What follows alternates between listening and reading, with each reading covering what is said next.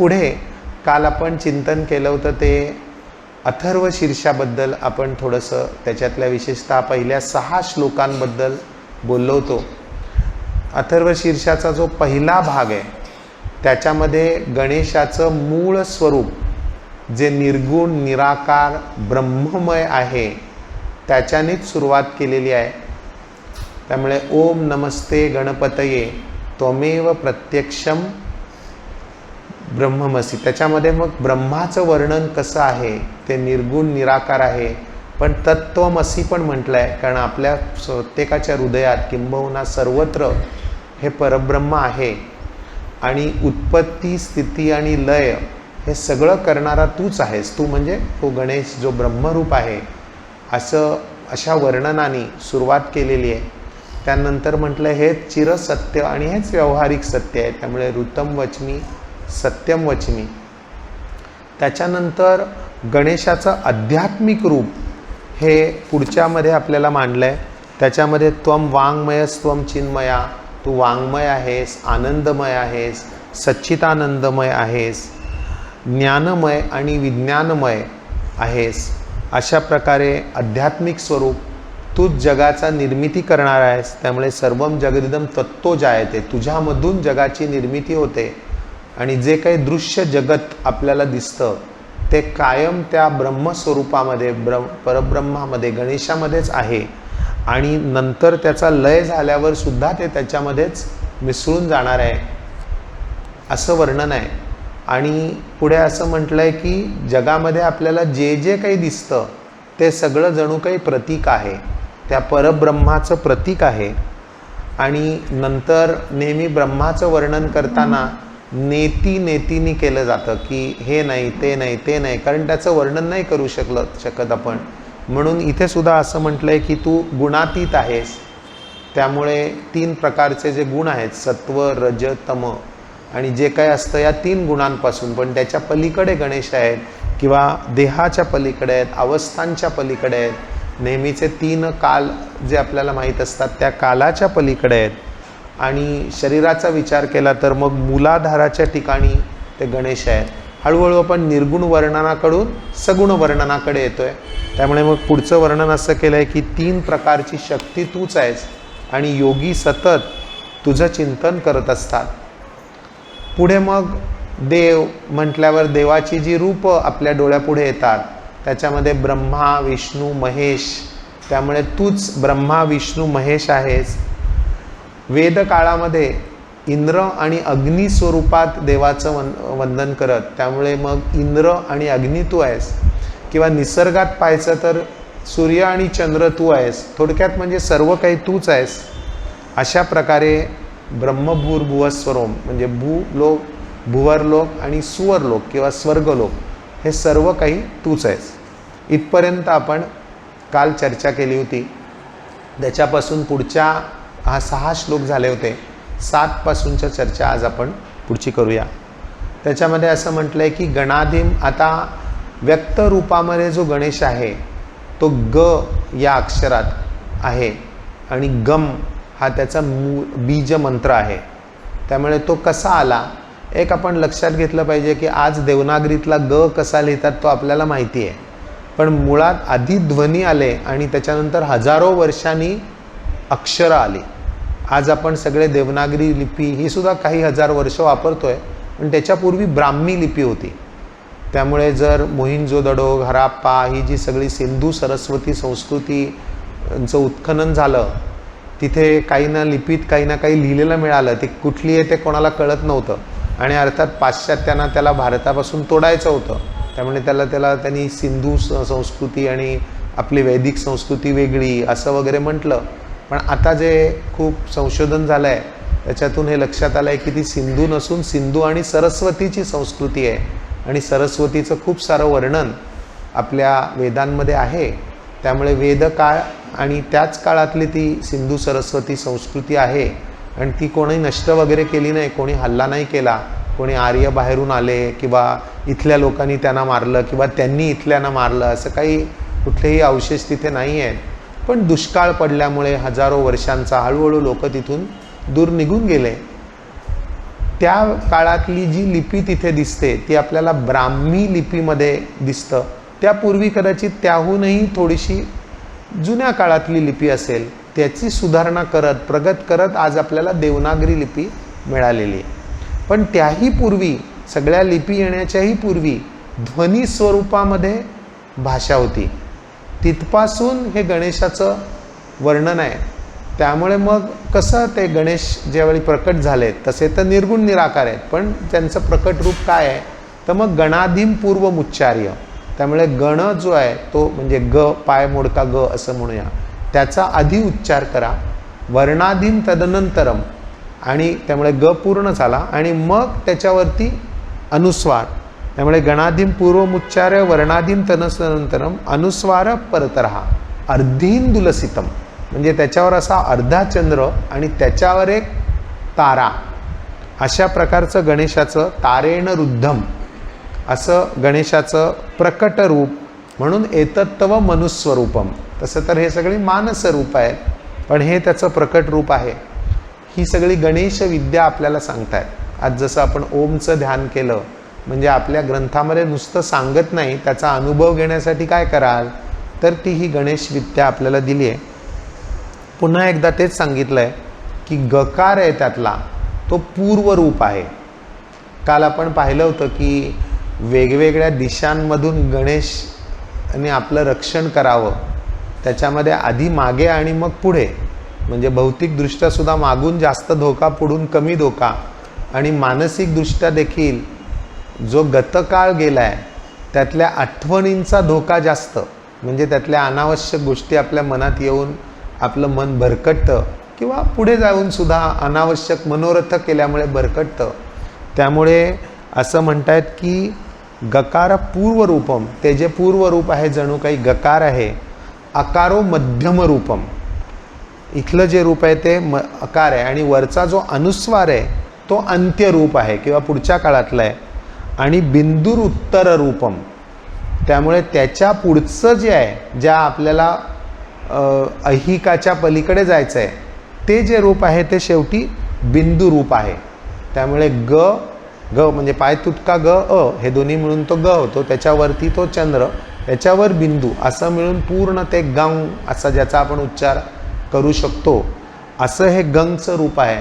पुढे असं सांगतायत की नादसंधानम, म्हणजे ह्याचा नादाच्या माध्यमातून तुम्ही याचं संधान करा किंवा नादाच्या माध्यमातून याची साधना करा, असं आपल्याला सुचवत आहेत. संहिता संधी स एषा गणेश विद्या, ही जी काय हे आहे ती गणेश विद्या आहे. आणि पुढे असं म्हटलं आहे की प्रत्येक मंत्रामध्ये असतं की या मंत्राचे ऋषी कोण, तर याचे ऋषी जे आहेत ते गणक ऋषी आणि निचरुद गायत्री छंदहा. गायत्री छंद आपल्याला सगळ्यांना माहिती आहे की गायत्री ही सुद्धा ब्रह्मस्वरूप आहे, आणि निचरुद म्हणजे घट्ट धरून ठेवणं. त्यामुळे असं ब्रह्मस्वरूपाला घट्ट धरून ठेवलं आहे, अर्थात हे या नावसुद्धा आहे या छंदाचं. त्यामुळे निचरुद गायत्री या छंदामध्ये हे म्हणायला आपल्याला सांगितलं आहे. देवता अर्थातच गणपती देवता आहे, आणि जो मंत्र दिला आहे तो ओम गंग गणपतये नमः.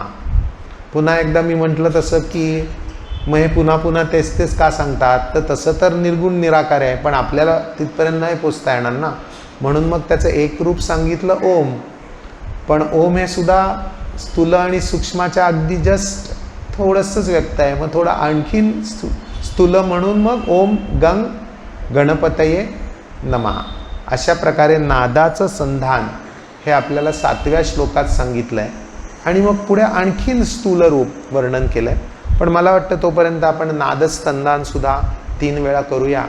पुन्हा एकदा डोळे मिटून आपण ओम गंग गणपतये नमः असं एकत्र करूया. सगळ्यांना येतं आहे तर पुन्हा एकदा पाठीचा कणा जरासा ताठ ठेवून डोळे मिटून मन शांत करावं सर्वांनी. दीर्घ आणि खोलवर श्वास घ्या. ओम गंग गणपतये नमः. पुन्हा एकदा दीर्घ आणि खोलवर श्वास घ्या. ओम गंग गणपतये नमः. पुन्हा एकदा ओम गणपतये नमः. सावकाशपणे डोळे उघडा.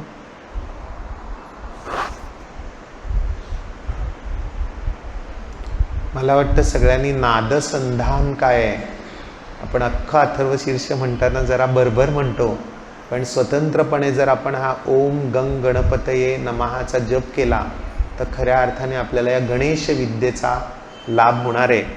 आणि या दृष्टीने आपण जरा 3 वेळा केलं. त्याच्यानंतरच्या 8व्या श्लोकांपासून जे वर्णन केलं आहे ते गणेशाच्या स्थूल रूपाचं, म्हणून जे स्थूल आहेत गणेश, स्थूल आहे म्हणजे काय, मूळच्या सूक्ष्माचं स्थूल रूपात आपल्या समोर आलेत म्हणा, किंवा आपणच मनाने त्यांचं एक रूप चिंतन केलेलं आहे. ते काय आहे तर ते आपण जे खूपदा गणपतीची मूर्ती बघतो ती अशा प्रकारची आहे. म्हणून त्याच्यामध्ये म्हटलं आहे की एकदंताय विद्महे वक्रतुंडाय धीमहि तन्नो दंती प्रचोदयात. वेगवेगळ्या देवतांच्या गायत्री असतात, आपण सगळ्यांनी ऐकल्या असतील, विष्णू गायत्री, शिव गायत्री, किंवा महालक्ष्मीश्च विद्महे विष्णुपत्नीश्च धीमहि ही लक्ष्मीची गायत्री. तशी ही गणेशाची गायत्री आहे. आणि त्याच्यामध्ये असं म्हटलं आहे की एकदंताय विद्महे, तर तो एकदंत त्याला जाणा आणि त्याचं जे ध्यान करा ते वक्रतुंड रूपात करा. त्यामुळे वक्रतुंडाय धीमहि तन्नो दंती प्रचोदयात. त्यामुळे दंती प्रचोदयात म्हणजे तो आपल्याला अंधारातून उजेडाकडे आणणारा, असं आपल्याला जागृत करणारा असा आहे. आणि दंतीतून असं सुचवायचं आहे की तो आपलं रक्षण करणारा सुद्धा आहे. आपल्याला माहीत असेल की छत्तीसगड आणि झारखंडाच्या सीमेवर अत्यंत घनदाट अशा जंगलात तिथला काही भाग नक्षल वगैरे अशा वाईट प्रवृत्तींनी सुद्धा भेदला आहे. त्या ठिकाणी दंतेश्वरी मातेचं मंदिर आहे आणि ती रक्षण करणारी अशी देवता अत्यंत घनदाट अशा दंडकारण्यात आहे. आणि त्याच ठिकाणी जवळजवळ 1000 फुटापेक्षा अधिक उंचीवर हजारो वर्ष जुनं असं एक गणेशाची मूर्तीसुद्धा आहे. आणि आपल्या देशविरोधी प्रचार करणाऱ्या ज्या डाव्या शक्ती किंवा सेक्युलर मंडळी आहेत ते नेहमी असं सांगत असत की गणपती ही एक ब्राह्मणिकल देवता आहे, ही ब्राह्मणांची वगैरे देवता आहे आणि आदिवासी काय गणेशाचं पूजन करत नाहीत. आपण जशी गणेश मूर्ती बसवतो तशी ते बसवत नाहीत. त्यामुळे त्याचा फायदा करून असं त्यांनी खूप अपप्रचार महाराष्ट्रात पण आणि देशभरात पण लावला होता. पण ज्यावेळी या गणेशाचा शोध लागला, खूप उंचीवर आणि घनदाट जंगलात तो आहे, एक 20 वर्षापूर्वी तो लक्षात आला की त्या ठिकाणी अतिशय प्राचीन आणि ज्याचं पूजन तिथली मूल आदिवासी हा शब्द खरा योग्य नाही, वनवासी लोकच करतात, ते लोक त्याचं पूजन करतायत आणि ही कोणी बाहेरून लादलेली वगैरे देवता नाही, तिथली प्राचीन देवता आहे. तसं ते दंती रूपामध्ये त्या ठिकाणी गणेश आहे. दुर्दैवाने नक्षलवाद्यांनी नंतर ती मूर्ती तोडून सुद्धा टाकली, त्याची आता पुनर्प्रस्थापना केलेली आहे. अशा भारतातच नाही तर परदेशात सुद्धा अनेक ठिकाणी गणेशाची रूपं, गणेशाच्या प्रतिमा आपल्याला दिसतात. अगदी जपानसारख्या देशामध्ये पुरुष आणि स्त्री रूपात देखील गणेशाच्या प्रतिमा आहेत. आणि ज्या ठिकाणी आपल्या मूर्ती नष्ट करण्यात आल्या आहेत अशा इराण, इराकसारख्या सुद्धा एखाद्या गुहेमध्ये आपल्याला गणेशाच्या मूर्ती तर ठेवल्या नाही त्यांनी, पण कोरलेला गणेश काही ठिकाणी निश्चितपणे दिसतो. त्यामुळे अशी गणेशाची अनेक रूप आहेत, पण आपल्याला माहीत असणारं रूप हे मुख्यतः या अथर्व शीर्षातून घेतलं आहे. त्याचं वर्णन करणारी ही गणेश गायत्री. पुढे 9व्या श्लोकात अधिक वर्णन केलं आहे. त्याच्यामध्ये एकदंतम चतुर्हस्तम, त्यामुळे गणेश आपल्याला माहिती आहे की एकदंत गणेशाचं वर्णन केलं आहे आणि चतुर्हस्त आहे, त्याला 4 हात आहेत. कालच आपण पाहिलं होतं की ज्ञानेश्वरांनी मात्र 6 हातांचा गणेश, ज्याचे 6 हात हे षडदर्शन आहेत, पण सर्वसाधारणपणे आपण 4 हातांचा जो गणेश पाहतो. रदंच वर्दम हस्ते बिभ्राणम मूषकध्वजम, तर रदम म्हणजे रडवणारा आहे. असा कसा तुमचा देव रडवणारा, तर तो चांगल्या लोकांना नाही पण वाईट प्रवृत्तीच्या लोकांना रडवणारा निश्चितपणे आहे. त्यामुळे त्याच्या 2 हातामध्ये 2 शस्त्र आहेत, जी पाश आणि अंकुश. कालच आपण पवित्र अशा एकादशीच्या दिवशी सुरुवात केली आणि काल योगायोगाने पाशांकुशा एकादशीच होती. तर ती एका हातामध्ये पाश आहे आणि एका हातामध्ये अंकुश आहे. हे कशासाठी वापरतात पाश आणि अंकुश?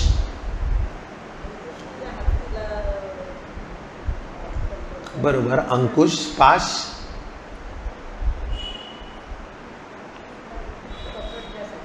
पाश ज्याला म्हणतात की फरशी किंवा कुऱ्हाड, अशा प्रकारचा तो पाश आहे.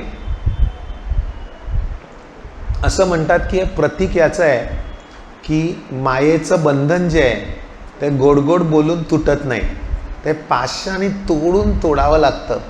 ते करणारा म्हणून एका हातामध्ये पाश ठेवलेला आहे. अर्थात असंही म्हणू शकतो आपण की वाईट प्रवृत्तींशी पण गोड गोड बोलून आणि अहिंसा बोलून भागत नाही, त्यांना कधीतरी हिसका दाखवावा लागतो. तो दाखवण्यासाठी तो एका हातामध्ये पाश आहे, कारण रदम आहे, तो रडवणारा आहे. दुसरा जो आहे तो वरदम आहे, पण त्यानंतर येऊ. दुसऱ्या हातामध्ये आहे तो अंकुश आहे. तर अंकुश कशासाठी असतो? हत्तीच्या पाठीवर जो माहूत असतो त्याच्याकडे अंकुश असतो आणि त्या अंकुशाने तो हत्तीला दिशा दाखवतो. गरज पडली तर मारतो, पण सारखं सारखं काही तो मारत नाही, पण दिशा दाखवतो. त्यामुळे असं म्हणतात की आध्यात्मिकदृष्ट्या आपलं जे मन आहे किंवा आपलं जे चित्त आहे ते त्या हत्तीसारखं आहे, प्रचंड शक्तिशाली आहे. पण योग्य दिशेने जाण्यासाठी काहीतरी बुद्धीने त्याला मार्ग दाखवायला लागतो, नाही तर ते कुठेही चुकीच्या दिशेने जातं, इकडे तिकडे भरकटतं. जसं भगवद्गीतेमध्ये कृष्ण हातामध्ये चाबूक घेऊन ते 4 आपल्या इंद्रियांना योग्य मार्ग, 5 इंद्रियांना योग्य मार्ग दाखवतोय. तसं काहीसं आहे वर्णन की गणेश हातामध्ये एका हातात पाश, मायेचं बंधन तोडणारा, आणि दुसऱ्या हातामध्ये अंकुश, आपल्या मनाला योग्य दिशा देणारा, किंवा स्थूल रूपात पाहायचं तर वाईट प्रवृत्तीच्या लोकांना योग्य दिशा देणारा. कारण नुसतं गोड बोलून नाही, त्यांना थोडंसं अंकुशाची भीती दाखवून योग्य दिशा देणारा. त्यामुळे पाश आणि अंकुश असे त्यांनी धारण केलेले आहेत. पसायदानामध्ये ज्ञानेश्वर माऊलीसुद्धा म्हणतात की सुरुवातीलाच ते म्हणतात की दुष्टांना योग्य मार्ग दिसू दे. काय ओवी आहे ती मला आठवते? जे खळांची व्यंकटी सांडो तया सत्कर्मी रती वाढो. म्हणजे खळांना सुद्धा रती नाही असं नाही, ते म्हणतात सत्कर्म करण्याची त्यांना पण इच्छा आहे, पण ती वाढवू दे. तसं गणेश म्हणतात की ते त्यांना पण मारायचं नाही आहे, पण अंकुशाने त्यांना योग्य दिशा द्यायची आहे. त्याच्यासाठी त्यांनी पाश आणि अंकुश घेतला आहे. आणि रदंच वरदम हस्ते आहे, त्यामुळे हे रडवतोय पाश अंकुशाने. आणि उजवा हात जो खाली असतो तो नेहमी अशा प्रकारे वरद हस्त असतो, जो वर देणारा, अर्थात जे चांगल्या मार्गाने आहेत, योग्य कार्य करणारे आहेत, भक्त आहेत, त्यांना वर देणारा, त्यांच्या इच्छा पूर्ण करणारा असा गणेश आहे. त्यामुळे रदमच वरदम हस्ते बिभ्राणम मूषकध्वजम, त्यामुळे मागे त्याच्या मूषकध्वज आहे. तसं तर आपण बऱ्याच वेळा गणेशाचं वाहन म्हणतो मूषक, पण ह्याच्यात तरी वाहन नाही दाखवलं आहे, पण गणेशाचा जो ध्वज आहे त्याच्यावरती मूषक किंवा उंदीर आहे. बऱ्याच वेळा असं म्हटलं जातं की उंदीर हा आपल्या सगळ्या वासनांचं प्रतीक आहे, जो सारखा खात असतो आणि इकडे तिकडे कुळतडतो, स्थिर नसतो कधीही, सारखा कुठेतरी धावत असतो, लपत असतो, कारण तो गैर करत असतो काही ना काही, प्रकाशात तो येऊ नाही शकत. तर या सगळ्या वासनांवर नियंत्रण ठेवणारा गणेश आहे. त्यामुळे त्यांनी ते, नाहीतर ते खूप ऑड दिसतं ना. काल जसे प्रश्न म्हटले, प्रश्न विचारला जाऊ शकतो की हे गणेश तुमचं एवढं चांगलं आहे आणि उंदरावर कसला बसतो, कारण ते वासना ज्या आहेत त्यांच्यावरती नियंत्रण ठेवणारा असा आहे. अर्थात इथे मात्र वासना गणेशाचं ते मूषकाचा ध्वज, त्यामुळे बिभ्राणम मूषकध्वजम. पुढे म्हटलंय की रक्तम लंबोदरम शूर्पकर्णकम. कालच आपण पाहिलं की मूलाधार चक्राच्या ठिकाणी गणेश आहे, ती सुरुवात आहे. ते मूलाधार चक्र जे आहे ते लाल आहे, त्यामुळे गणेशाचं वर्णन करताना सुद्धा गणेश हा लाल रंगाचा असतो. त्यामुळे रक्तम. पुढे म्हटलंय की लंबोदरम, त्यामुळे थोडंसं पोट सुटलेलं, थोडासा स्थूल आहे. दोन अर्थ आहेत. एक तर ब्रह्म सूक्ष्म आहे पण आपल्यासमोर स्थूल रूपात आलं आहे, त्यामुळे मग ते लंबोदर आहे. दुसरं आपण असंही वर्णन काही ठिकाणी वाचतो की हे बुद्धिप्रधान देवता आहे आणि बौद्धिक काम करणारा. कालही मी म्हटलं की माणसाचं थोडंसं पोट सुटलेलं असतं, त्यामुळे तो लंबोदर असा गणपती आहे. रक्तम लंबोदरम. शूर्पकर्णक आहे, कान चांगले मोठे आहेत. त्यामुळे आपणही व्यवहारात वागताना आपले कान मोठे, आपण सगळं ऐकून घ्यायचं आहे. बोलायचं कमी पण ऐकायचं भरपूर. त्यामुळे बहुतेक सुपासारखे कान किंवा हत्तीचं रूप असल्यामुळे स्वाभाविकपणे ते सुपासारखे कान आहेत. आणि रक्तवाससम, त्यामुळे लाल रंगाची वस्त्र. पुन्हा एकदा तो मूलाधार चक्राच्या ठिकाणी असल्यामुळे त्याला लाल वस्त्र सांगितले. रक्तगंधानुलिप्तांगम, त्यामुळे रक्तचंदन जे असतं त्याचा एक विशेष गुण आहे की ते लाल असतं पण ते उष्णता शामक असतं. त्यामुळे उष्णता कमी करण्यासाठी एरवी देखील ते खूप चांगलं औषध आहे. ते रक्तचंदन उगाळून, म्हणजे नेहमीचं चंदन गंध लावायचंच आहे, त्याच्या बरोबरीने रक्तचंदन श्री गणेशाला जरूर लावावं. त्यामुळे त्या ठिकाणी रक्तगंधानुलिप्तांगम रक्तपुष्पे सुपूजितम. त्यामुळे गणपतीचं आवडतं फूल जे आहे ते सुद्धा लाल रंगाचं आहे. सर्वसाधारणपणे जास्वंदीचं फूल. पुन्हा एकदा ते एक औषधी वनस्पती, उष्णता कमी करणारी आहे. आणि पुढे असं म्हटलंय की भक्ता अनुकंपितम देवम जगत्कारणम अच्युतम. त्यामुळे भक्तांच्या इच्छा आराधना पूर्ण करणारा आहे. त्यामुळे भक्ता अनुकंपितम देवम आणि जगत कारण आहे, सगळ्या जगाचं कारण आहे. आणि अच्युत आहे म्हणजे स्थिर आहे, ढळणारा नाही. अशा प्रकारे गणपतीचं वर्णन केलं आहे. आणि मग पुढे जाऊन गणपती अत्यंत प्राचीन आहेत. त्यामुळे आविर्भूतंच सृष्ट्याद्यौ प्रकृते पुरुषात परम. त्यामुळे सृष्टीच्याही पूर्वी प्रकृती आणि पुरुष यांच्याही निर्मितीपूर्वी जर असणारी जी शक्ती ती म्हणजे परब्रह्म किंवा ती म्हणजे गणेश, असं जे चिंतन असं योगी नित्य चिंतन करतात.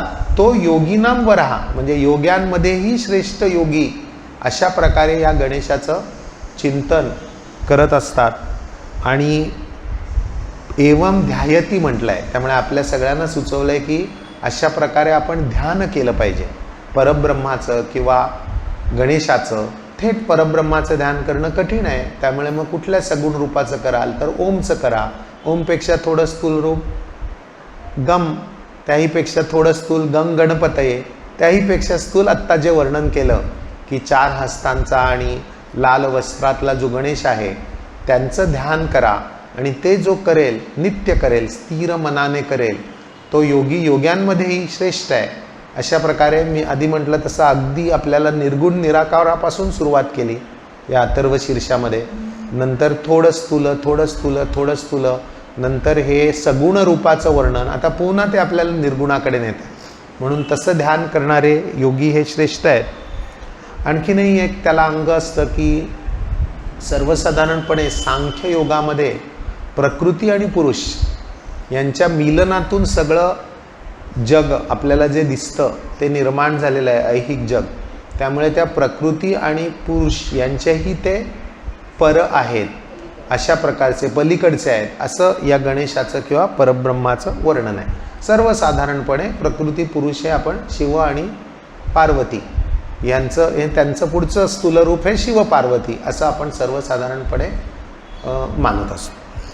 काल मी म्हटलं होतं की असं म्हटलं आहे की त्वम चत्वारी वाक्पदानी, ती 4 महावाक्य म्हणजे गणेश रूपामध्ये आहे. तर चत्वारी वाक्य खूप महत्त्वाचे आहेत म्हणून आज परत एकदा सांगतो. ती कोणाला आठवत आहेत? कुठली 4 महावाक्य आहेत? काल आपण पाहिली होती.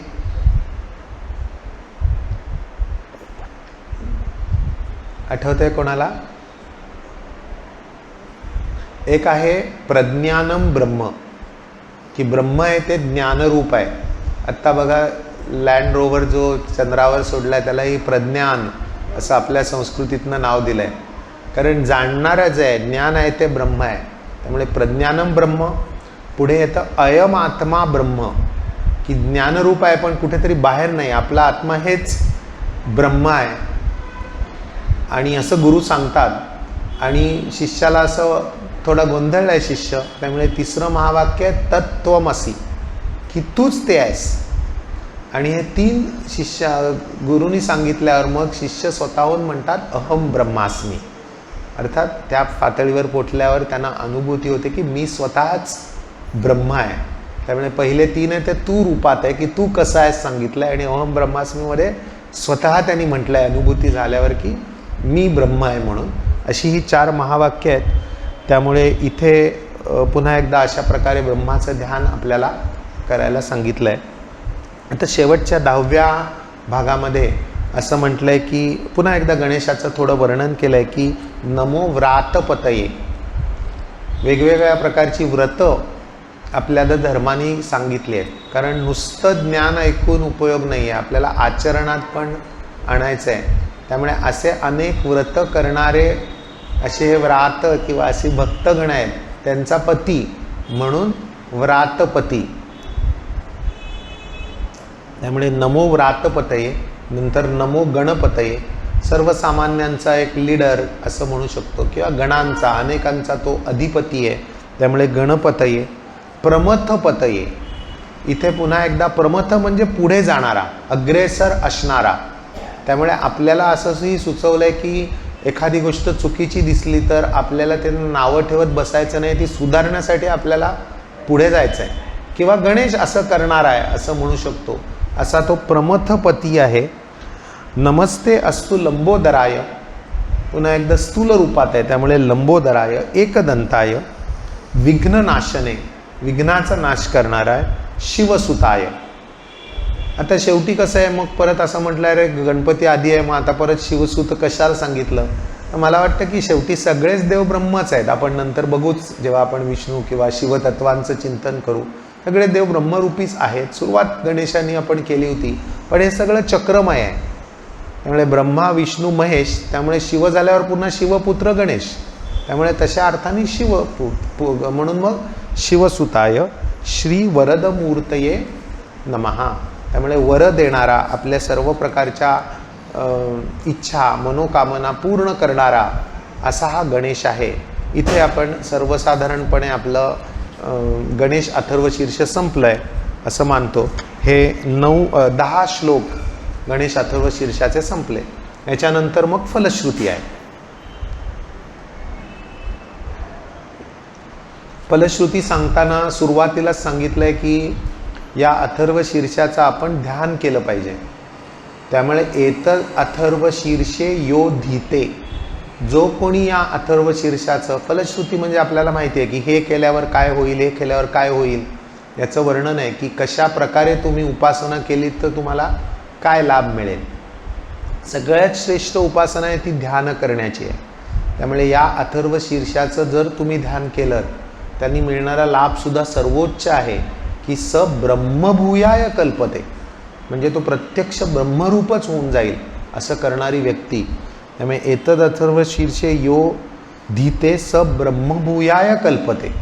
अर्थात पुन्हा सामान्य माणसांना असं वाटेल की ब्रह्म वगैरे ठीक आहे, पण आमच्या आत्ताच्या समस्यांचं काय. त्यामुळे अथर्वण ऋषी प्रेमाने असं म्हणतात की नाही ते पण होईल, काळजी नका करू. त्यामुळे ससर्व विघ्नेर न बाध्यते, त्यामुळे कुठल्याही प्रकारचं त्याला विघ्न येणार नाही. आणि ससर्वतत् सुखमेदते, विघ्न दूर होतील आणि सर्व प्रकारची सुख आपल्याला मिळतील.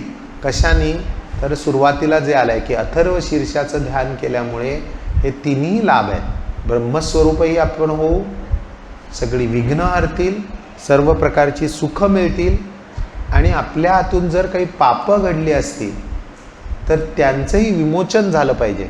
त्यामुळे पंचमहापापात प्रमुच्यते, प्रमुच्यते म्हणजे मुक्ती मिळेल. त्या पापाचा जो दोष आपल्याला लागला असेल त्या सगळ्या पापातून आपल्याला मुक्ती मिळेल असं आपल्याला सांगितलं. बऱ्याच वेळा आध्यात्मिक काही याच्यात असं सांगितलं जातं की पापं केली की ती भोगावीच लागतात, पापं केली की त्याचे परिणाम भोगावेच लागतात. हे तसं म्हटलं तर अर्धसत्य आहे.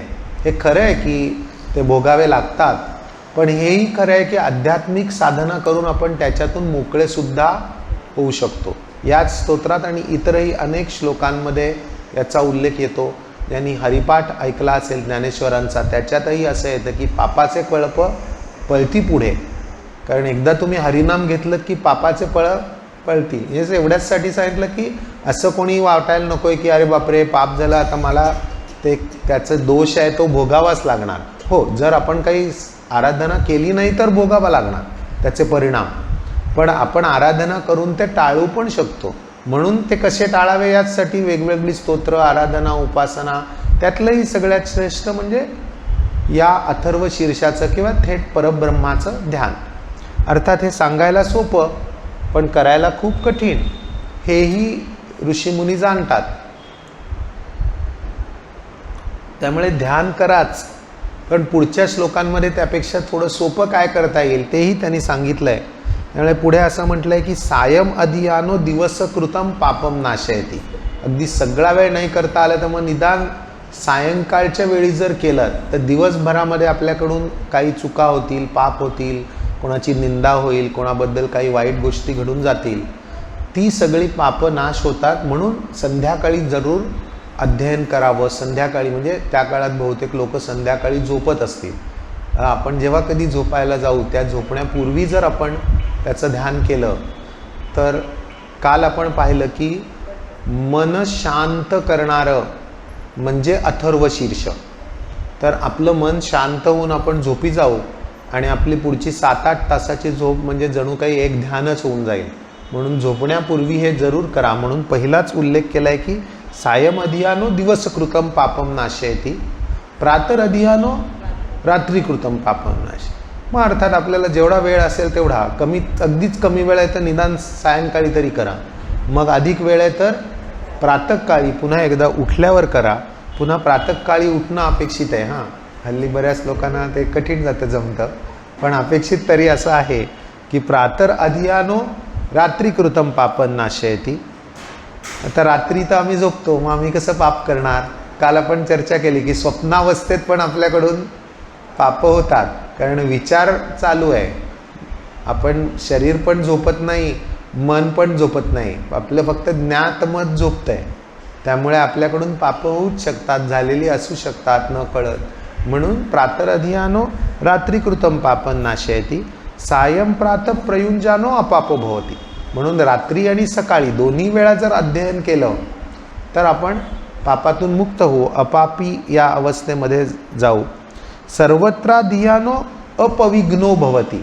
म्हणजे सतत जर ध्यान केलं, आता बघा 2 स्टेजेस सांगितल्या आहेत. अध्ययन करणं म्हणजे त्याचा अभ्यास करणं आणि त्याच्या पुढची पातळी ध्यान करणं. ध्यान केलं तर फारच उत्तम. त्यामुळे सतत ध्यान केलं तर मग अपविघ्नो म्हणजे पूर्णपणे पापातून मुक्ती मिळेल. सर्वत्र धियानो अपविघ्नो भवती. आणि पुढे असं म्हटलंय की धर्मार्थ काम मोक्षंच विंदती. त्यामुळे आपल्याला आपल्या धर्माने जे 4 पुरुषार्थ सांगितलेत, धर्म, अर्थ, काम आणि मोक्ष, या 4ही पुरुषार्थांची प्राप्ती आपल्याला होईल हे जर अथर्व शीर्षाचं अध्ययन किंवा ध्यान आपण केलं तर. आता आपण शेवटी ज्यावेळी लक्ष्मी स्वरूपाचं सुद्धा चिंतन करू त्यावेळी आपण याचा अधिक विचार करू. पण आज आलंच आहे म्हणून आपल्या धर्माचं हेच वैशिष्ट्य आहे की होलसम विचार केला आहे, ऑलराऊंडेड विचार केला आहे. पाश्चात्य चिंतन किंवा ऐहिक चिंतन जे आहे ते फक्त इथल्या फायद्यांचा विचार करतं. त्यामुळे पैसा कसा मिळेल आणि कसा उपभोगता येईल, म्हणजे अर्थ आणि काम. आपण पण ते नाकारलं नाही, ते आवश्यक आहे ऐहिक जीवनात. म्हणून हे 2 पुरुषार्थ आहेत, पण त्याच्या ज्या बाउंड्रीज आहेत त्या आहेत धर्म आणि मोक्ष. त्यामुळे धर्म म्हणजे कर्तव्य आपलं पालन करत करत अर्थ आणि कामं करायचं आहे, आणि शेवटचं लक्ष आहे ते मोक्ष आहे. अशा 4ही पुरुषार्थांची प्राप्ती आपल्याला या अथर्व शीर्षाच्या अभ्यासातून आणि ध्यानातून होते, असं हे 12व्या श्लोकामध्ये सुचवलं आहे. पुढे म्हटलं आहे की एतद अथर्व शीर्षम अशिष्याय न देयम. म्हणजे जो योग्य शिष्य नाही आहे त्याला हे देऊ नका, त्याला शिकवू नका. काही वेळा मग आपल्या संस्कृतीवर आरोप केला जातो की बघा हे काही लोकांकडेच सगळं ज्ञान यांनी दाबून ठेवलेलं आहे. खरं असं काही नाही आहे. नंतर उल्लेख पण आहे की तुम्ही हे द्या अनेकांना, फक्त त्यांची तयारी झाल्यावरच त्यांना ते दिलं जाऊ शकतं, कारण हे अत्यंत उच्च दर्जाचं असं ज्ञान आहे. म्हणून इतद अथर्व शीर्षम अशिष्याय न देयम. ज्ञानेश्वरीमध्ये ज्ञानेश्वरांनी वर्णन केलं गणेशाचं, त्यांनी असं नाही सांगितलं की अशिष्याला देऊ नका. तुकाराम महाराजांनी असं नाही सांगितलं. त्यामुळे आपल्याला कोणी विचारलं तर आपण हे ठामपणे सांगितलं पाहिजे की असं सुद्धा ज्ञान खूप आपल्या धर्माने सांगितलं आहे, जे सर्वसामान्यांना मिळावं. त्याआधी घ्या, मन शांत करा, थोडी आध्यात्मिक पातळी आल्यावर मग उच्च स्वरूपाच्या काही उपासना सांगितल्या आहेत. कारण इतकी मोठी उपासना आहे की ती स्टेप बाय स्टेप करावी लागते, म्हणून ही उच्च स्वरूपाची आहे. म्हणून असं सांगितलं आहे की अशिष्याला ते देऊ नका, आणि जो मोहाने ते देईल तो पापी असेल, कारण तो शिष्य त्याचा योग्य प्रकारे वापर करेल की नाही आपल्याला माहिती नाही. बऱ्याचशा पुराण कथामध्ये येतं की कोणीतरी राक्षसानी, खरं तर राक्षस नसतो तो, आधी कोणीतरी व्यक्तीने शंकराची किंवा कोणाची तरी आराधना केली, खूप मोठं तप केलं आणि अयोग्य मार्गाला ती शक्ती वापरली. तसं काय होऊ नये म्हणून ही वॉर्निंग बऱ्याच वेळा दिली जाते. पुढे असं म्हटलं आहे की आता प्रत्यक्षात आपण काय करायचं आहे, तर सहस्रावर्तनात, म्हणजे सहस्र आवर्तनं जर केली तर त्याचा लाभ काय आहे, तर यय काममधी ते तंतमनेनं साधय. त्यामुळे मनामध्ये जे जे काही कामना इच्छा असेल त्या सर्व इच्छा पूर्ण करण्याचं साधन म्हणजे सहस्रावर्तन करणं. आता वेगवेगळ्या प्रकारे कशी उपासना करा ते पुढे सांगितलं आहे. मग अभिषेक करतो आपण बऱ्याच वेळा, त्याचाही यात उल्लेख आहे की अनेन गणपतीम अभिषंचती स वाग्मी भवती. म्हणजे जो कोणी अभिषेक करेल तो उत्तम वक्ता बनेल. त्यामुळे उत्तम वक्ता व्हायचं असेल तर वाग्मी. त्याचा आणखीनही एक अर्थ आहे की त्याची आध्यात्मिक पातळी एवढी होईल की आध्यात्मिक ज्ञान तो दुसऱ्याला देऊ शकेल. त्यामुळे एतद अथर्व अशी जो कोणी अभिषेक करतो, म्हणून असं म्हटलं आहे की अनेन गणपतीम अभिषंचती स वाग्मी भवती. पुढे आहे की चतुर्थ्याम अनशन जपती स विद्यावान भवती. त्यामुळे चतुर्थीचा उपवासाचं जे महत्त्व आहे ते एक प्रकारे याच्यामध्ये येतं की चतुर्थीच्या दिवशी उपवास करा आणि त्यावेळी जप करा. म्हणून सर्वसाधारणपणे हे व्रत असतं चतुर्थीचं की दिवसभर उपवास करावा, संध्याकाळी आंघोळ करून गणपतीची पूजा करून या अथर्व शीर्षाचा जप करावा. आणि हे केला तर काय लाभ मिळेल, तर सविद्यावान भवती. त्यामुळे आध्यात्मिक विद्येने मंडित अशा प्रकारची ती व्यक्ती होते. आणि हे कोणी सांगितलं आहे, तर इत्यर्थवर्ण वाक्यम. त्यामुळे अथर्वण ऋषींनी हे सगळं रचलं आहे असं आपल्याला ह्याच्यातून कळतं. आधी एकदा आपल्याला आठवत असेल की गणक ऋषींचा उल्लेख आला आहे, तर मग खरे ऋषी कोण, असं दोनदा का आलं असेल, काय वाटतं आपल्याला?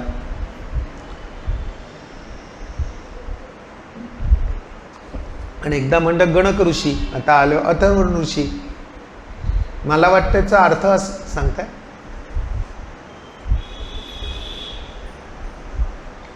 मला वाटतं याचा अर्थ असा सुचवायचा आहे की तिथे ओम गंग गणपतये नमः हे बीज मंत्राचे ऋषी जे आहेत ते गणक ऋषी, ते फार प्राचीन आहे याच्याही. आणि मग ते इथे त्यांनी घेतलं आहे. कसं आपण दुसऱ्या कोणाचं वाक्य जर एखाद्यामध्ये कोट केलं तर त्याला रेफर केलं पाहिजे, असं सायंटिफिक रेफरन्सिंग सांगतं. आपले ऋषी ते करत असत, म्हणजे त्याचं श्रेय आपण ढापायचं नाही आहे. त्यामुळे अथर्व ऋषींनी गणक ऋषींना श्रेय दिले की हो गणक ऋषींनी हे सांगितलेला जो ओम गंग गणपतये नमः बीजमंत्र मी याद घेतोय आणि हे सगळं अथर्व शीर्ष आपल्याला रचतोय. पण इथे मात्र त्यांनी इति अथर्वण वाक्यम, त्यामुळे हे जे अथर्वण ऋषी आहेत त्यांनी हे सगळं रचलेलं आहे. आणि पुढे असं म्हटलंय की ब्रह्माद्या वर्णम विद्यात.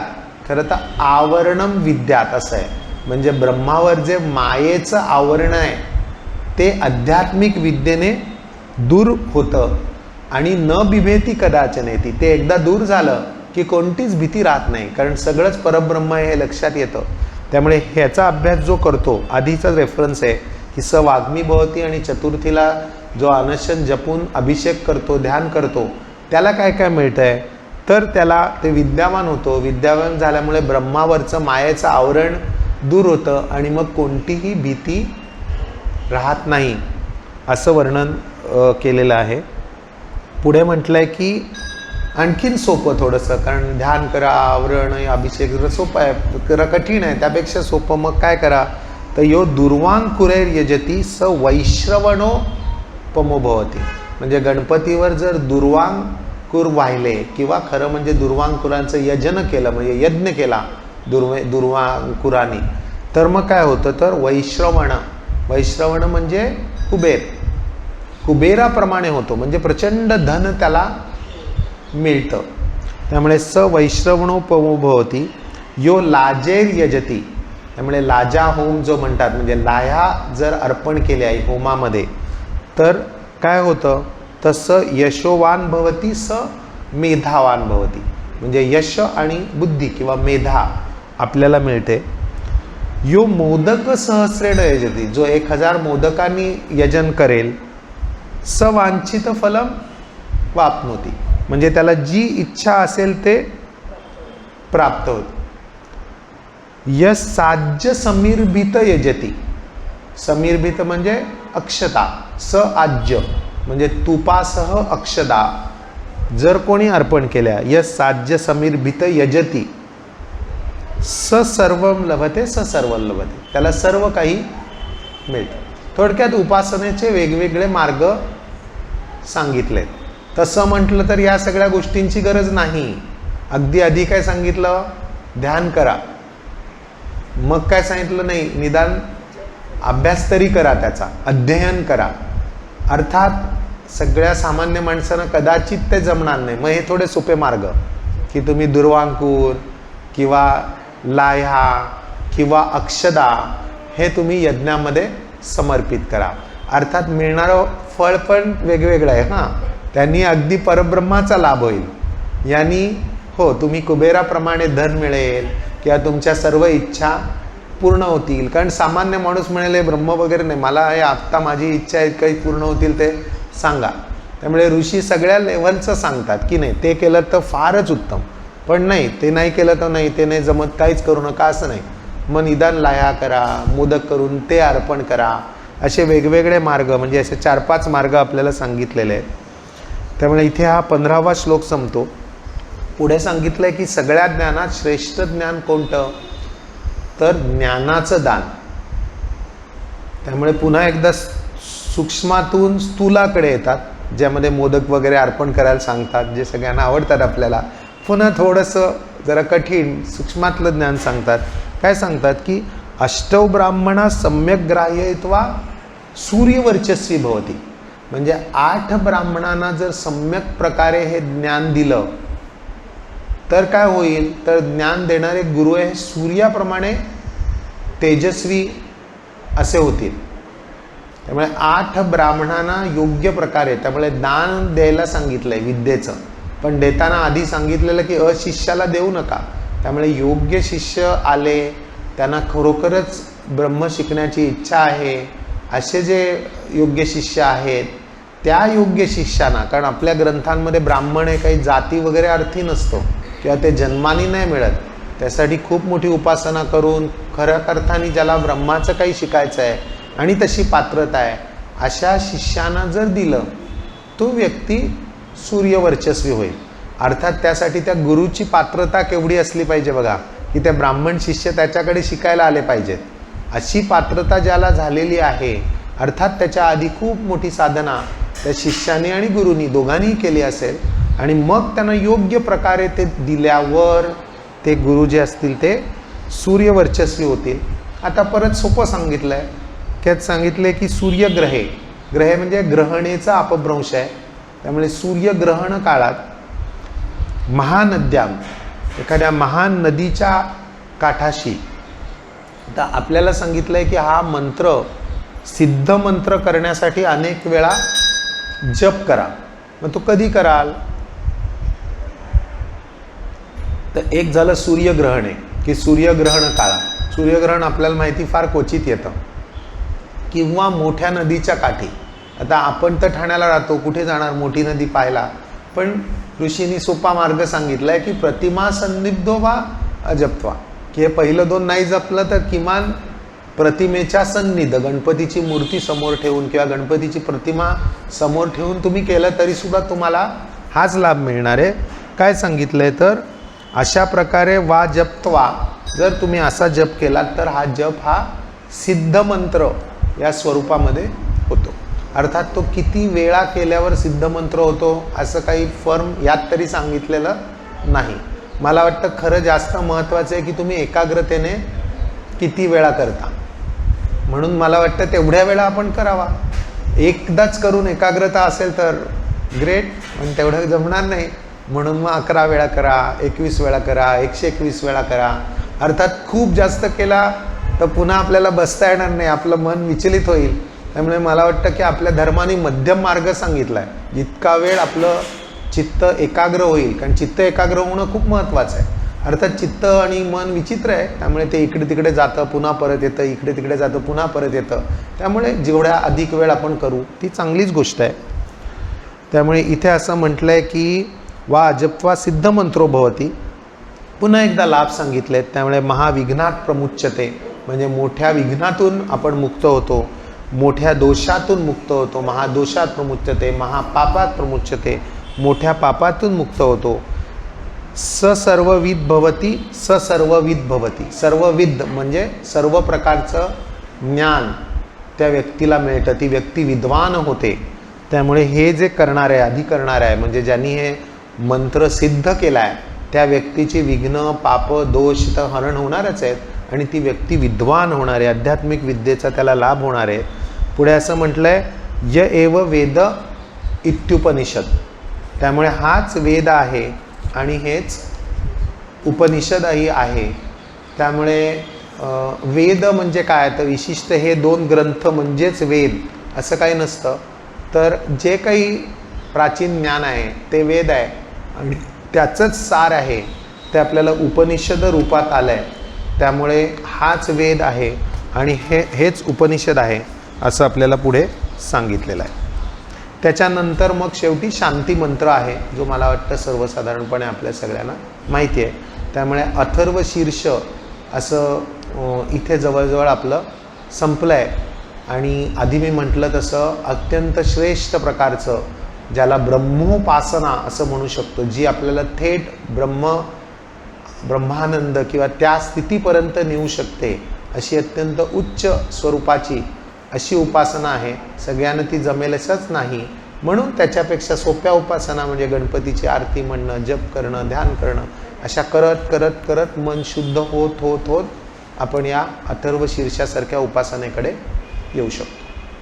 आता शेवटी एक छोटीशी गणेशाची आणखी एक गोष्ट ऐकूया. मागच्या वेळी आपण सुरुवातीला गोष्ट ऐकली होती आणि आजचं आपलं चिंतन थांबवूया.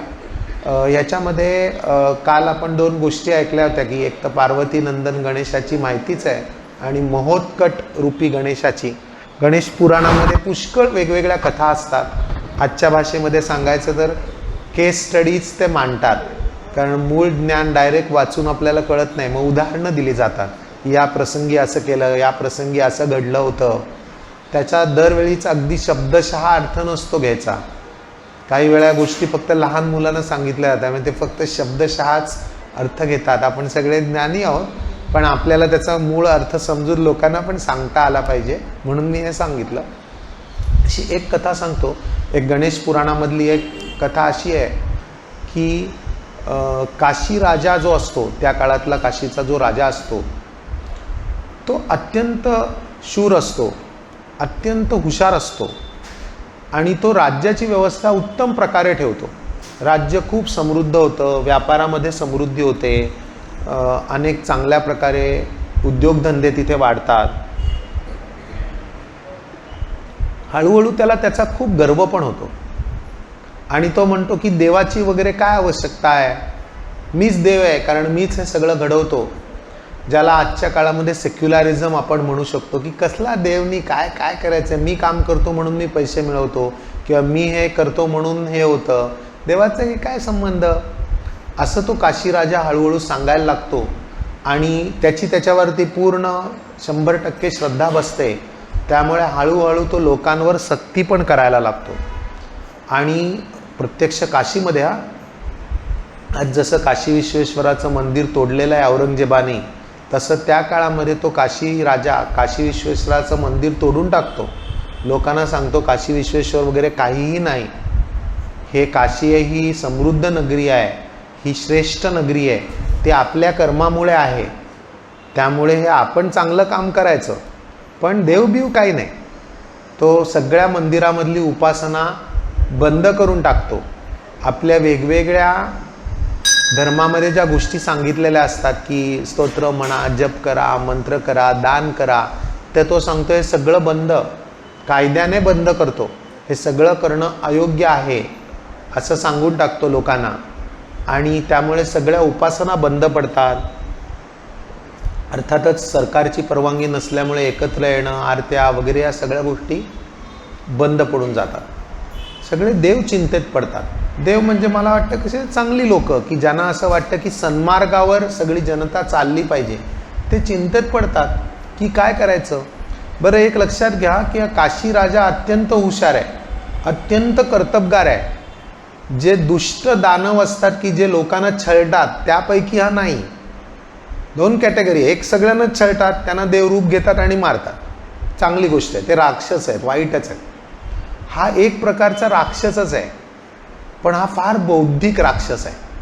जसे आजच्या काळातले सेक्युलर असतात, म्हणण्यासारखा दोष त्याच्यात नाही. मारतोय का लोकांना? नाही. हत्या करतोय का? नाही. राज्य समृद्ध ठेवतोय? हो, चांगल्या प्रकारे राज्यकारभार करतोय. तर याला आवरायचं कसा, असे सगळ्या देवांना चिंता पडते. काही देव असं म्हणतात की काय नाही, आपण सरळ त्याच्यावर हल्ला करू आणि त्याचं राज्य नष्ट करू. कारण काशी विश्वेश्वराचं देऊळ तोडतो म्हणजे काय, त्याचा हल्लाच केला पाहिजे. म्हणून इंद्र म्हणतो की मी वज्र घेतो आणि याला मारतो. अन्य काही देव म्हणतात, देवी म्हणतात की हो, आम्ही आमची सगळी शस्त्रास्त्र पुन्हा एकदा परजून याचं राज्य नष्ट केलं पाहिजे. पण त्यावेळी गणेशजी आहेत, ते असं म्हणतात की नाही, याचं थोडंसं बुद्धीने उत्तर दिलं पाहिजे. कारण ह्यांनी कोणाचं वाईट तसं केलेलं नाही आहे.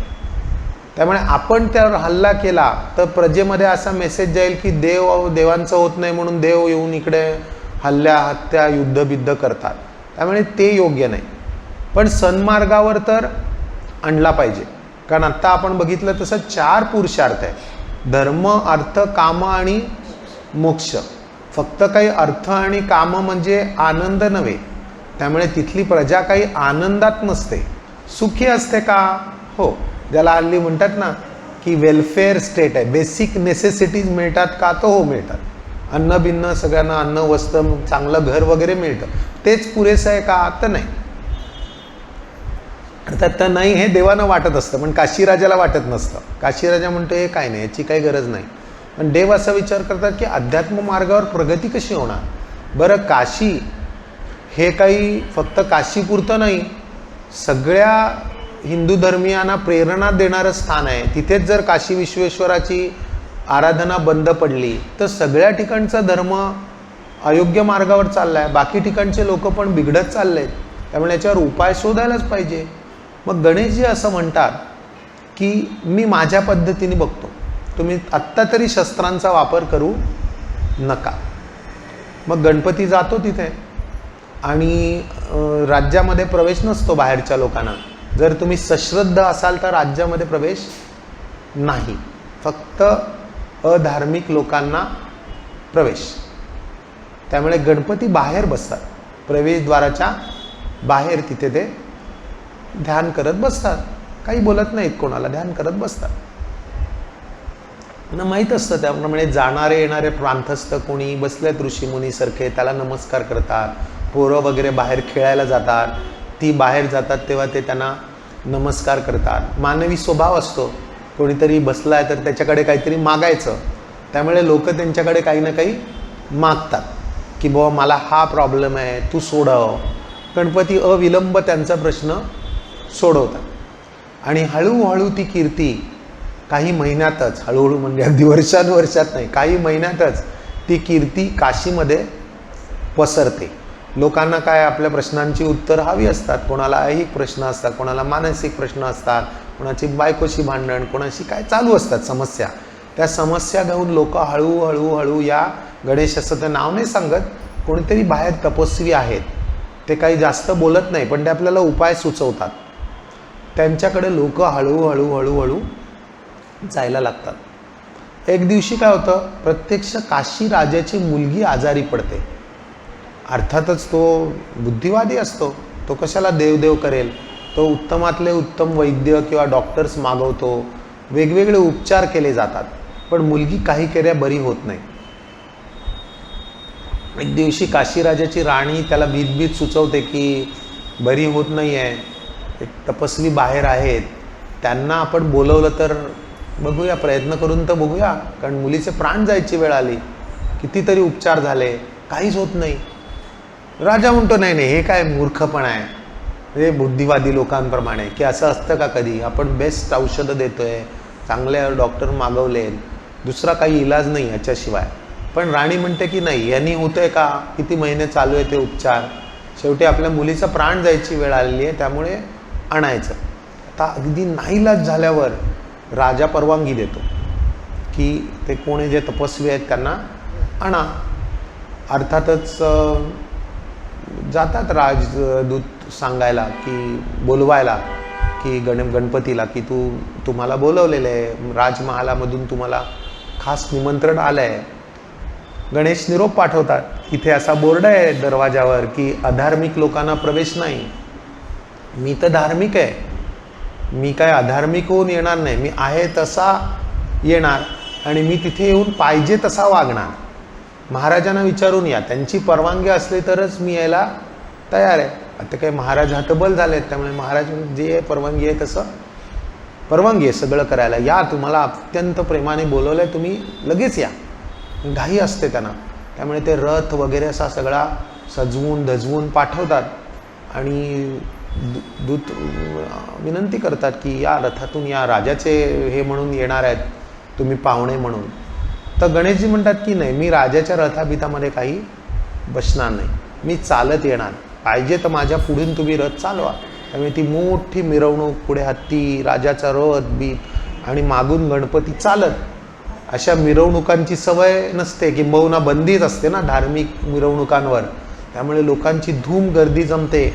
गणपती ओम नमः शिवायचा जप करत करत करत वाजत गाजत आत जातात. खूप लोकांना आनंद होतो मनातून, पण दाखवता येत नसतं कारण राजा परवानगी नाही ना.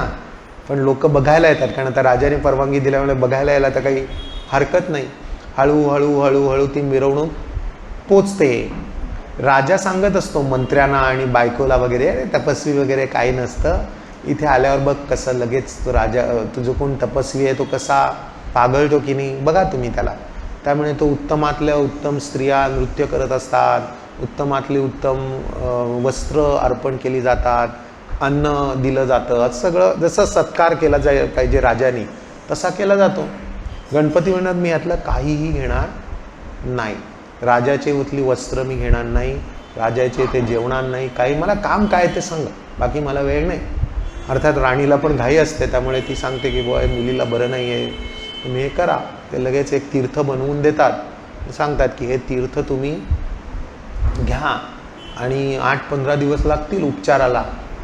त्यामुळे हो, राजा म्हणतो जेवढे तुम्हाला योग्य वाटतील तेवढे, इलाजच नसतो काही. लगेच तीर्थ दिलं जातं, मुलीला थोडंसं बरं वाटतं पहिल्याच तीर्थाच्या ग्रहणाने. त्यामुळे लगेच राजांचं एक दुसऱ्या महालामध्ये सोय वगैरे, जशी अतिथींची सोय केली जाते. गणेशजी म्हणतात हे मला काही नाही, मी ठरवीन कुठे राहायचं, मी ठरवीन काय माझं, मी ठरवीन काय करायचं, पण तुमची मुलगी बरी होईस तर मी इथे राहीन एवढं नक्की. राजाचा काही इलाज नसतो, नाईलाजाने नमस्कार करत असतो तो मनातून इच्छा नसताना. आणि मग गणेशजी बाहेर पडतात आणि गणेशजी काय करतात, वस्त्यांमधून फिरून भिक्षा मागतात. आता लोकांना ही सवयच राहिलेली नसते, कारण बंदी असते ना राज्यामध्ये. पण आता गणपतीला कोणी नाहीच म्हणू शकत नाही, कारण राजाने परवानगी दिली आहे, गणपतीने आधीच सांगितलं आहे की मी जे हवं ते करणार. त्यामुळे ओम नमः शिवायचा जप करत करत करत ते वस्त्यांमधून फिरतात. लोकांना अतोनात आनंद होतो की असं कोणीतरी फिरायला लागलं, त्याचा आनंद होतो लोकांना, पण कोणाची हिंमत नसते दान द्यायची, कारण त्यांना अजून फ्रीडम नाही ना. गणपती फिरू शकतात, पण ह्यांनी दान दिलं तर हे राजा शिक्षा करणार, म्हणजे कोण दान देणार. त्यामुळे दान तर कोणी देत नाही, पण गणपती फिरत असतात वेगवेगळ्या श्रीमंत गरीब सगळ्या वस्त्यात. शेवटी एका गरीब वस्तीमध्ये एक छोटी मुलगी येते, ती तुफान हट्ट करते तिच्या आईबाबांकडे की मी त्यांना फळ देणार. ते म्हणे वो राजा शिक्षा करेल, हे खूप कडक राज्य आहे, जसं आजच्या चीनशी आपण तुलना करू शकतो की हुकुमशाही सेक्युलर राज्य. त्यामुळे सगळे तिचे आईवडील सांगतात की बुवा नाही, लांबून तू नमस्कार कर, पण त्यांना काही दिलं तर राजा पकडणार. तर ती म्हणते, नाही मुलगी असते त्यामुळे ती म्हणते मला काही माहीत नाही, मी जाणार. ती फळ घेते घरातली आणि गणपतींना अर्पण करते. गणपती ते स्वीकारतात आणि ती म्हणते की घरी या. त्यामुळे ती घरी येते. गणपती घरी येतात, त्यांचा आगत. आता घरी आल्यावरती आदर सत्कार स्वागत असं. अगदी गरीब घर असतं, एक झोपडी असते छोटीशी, पण त्यांना जेवढा काही आदर सत्कार करणं शक्य असतं ते गणपती अत्यंत प्रेमाने आणि आदराने तिथे राहतात. आणि गणपती जाहीर करून टाकतात की मी इथेच राहणार आहे आज.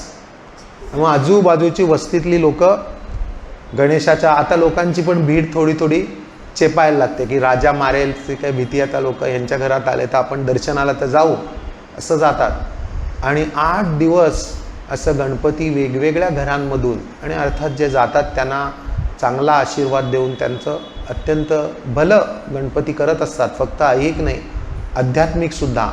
त्यामुळे हळूहळू सगळी नगरी अध्यात्ममय होते. राजाला काही बोलायची ताप नसते, कारण मुलीचा उपचार चालू असतो. यांना काही बोललं तर त्यांनी आधीच सांगितलं असतं की मला थोडं जरी कोणी प्रश्न विचारला, डायरेक्ट इनडायरेक्ट, मी सरळ निघून जाईल. त्यामुळे राजा चूप. आणि राजा जरा काही बोलला तर राणी ओरडायची त्याला की तुम्ही मध्ये मध्ये बोलू नका, आधी मुलीचं काय ते बघितलं पाहिजे आपल्या.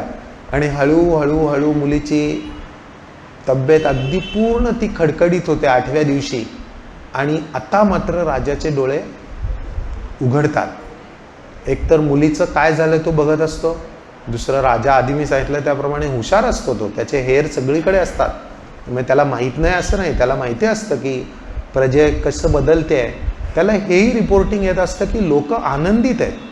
आधी त्याला काय वाटायचं, त्याला प्रामाणिकपणे असं वाटायचं की लोकांना मी सुखी ठेवलं आहे, त्यासाठी सगळं तो करायचा. तो चांगला कर्तव्यदक्ष राजा होता.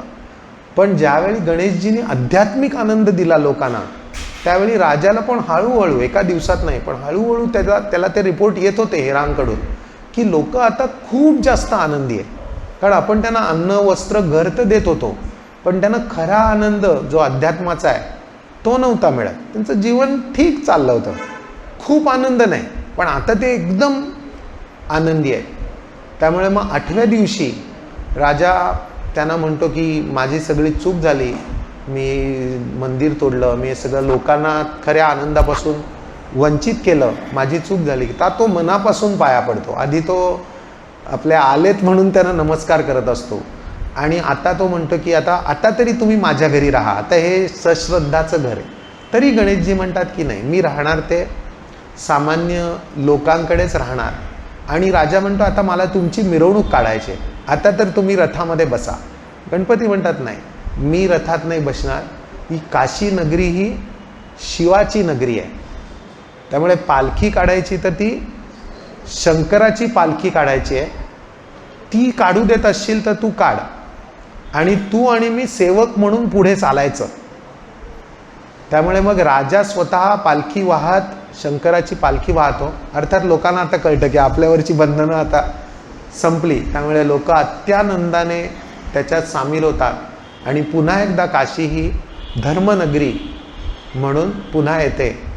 मी कथा सांगितली कारण इथे बऱ्याच इतर पण कथा आहेत आणि त्या एक्साइटिंग पण असतात की कुठल्या तरी राक्षसाला मारलं आहे.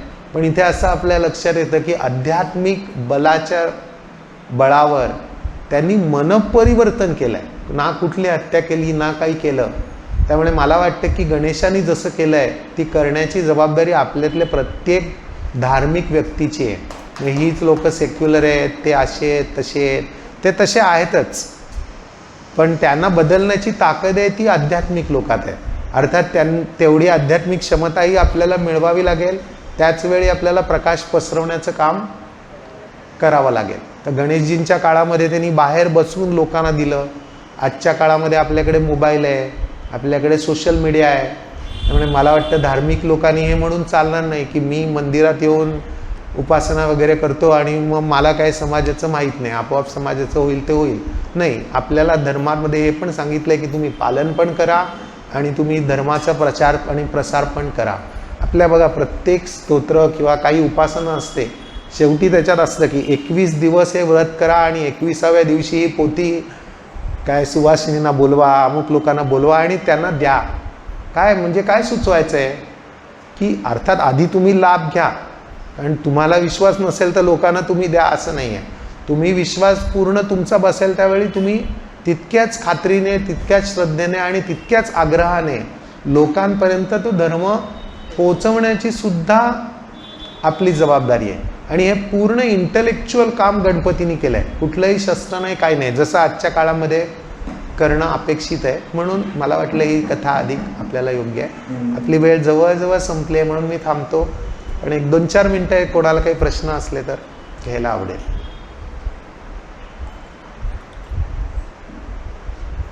किंवा कोणाला काही भर घालायची असली, इथे अरविंद जोशी आहेत, खूप छान लेखन ते करत असतात आध्यात्मिक विषयावर. डॉक्टर पण आलेत, कोणाला काही सांगायचं असलं तर सांगू शकतो.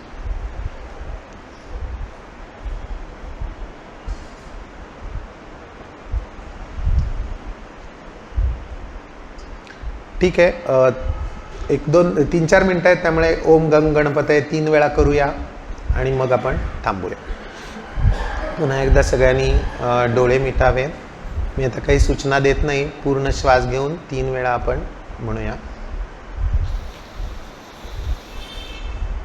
ओम गंग गणपतये नमः. ओम गंग गणपतये नमः.